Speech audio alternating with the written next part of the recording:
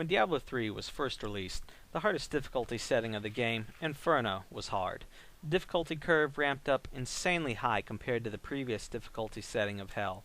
A higher difficulty in itself isn't a bad thing. The real frustration was the loot the monsters dropped. Gear upgrades were few and far between and seemed out of balance. The loot tables for the monsters were so skewed that it could be hours upon hours before seeing even a slight upgrade.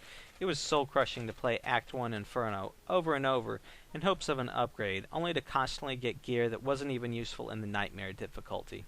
There were some hardcore players that did the grind, bought gear from the auction house, and beat Inferno, and I salute those players.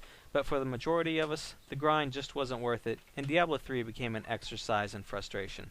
So why is now a good time to come back? As of patch 1.05, all the previous complaints have been addressed. The difficulty on Inferno has dropped considerably since release. My Demon Hunter, who was stuck on Act 2, was able to progress smoothly to Act 3 before really needing any upgrades. The core reason to play now is the ease of upgrades. They are much more accessible, thanks to 3 new game mechanics. Not all of these changes I'm going to tell you about came with patch 1.05, some of them came from previous patches. The first new mechanic is the Nephilim Valor buff. Now anytime you kill a rare champion mob, your character gets a buff increasing gold and magic find by 15%. The buff lasts for 30 minutes and can be stacked up to 5 times. To balance out the buff, you are limited in that you can't change your skills and you can't leave the game, or else you'll lose all the buffs. The second mechanic is the Paragon levels. After a character hits level 60, any further experience earned will count towards Paragon levels. Every level earned gives you a 3% gold and magic find boost, as well as a small boost towards your core stats. The maximum Paragon level is 100, which will take the average player a considerable amount of time to achieve.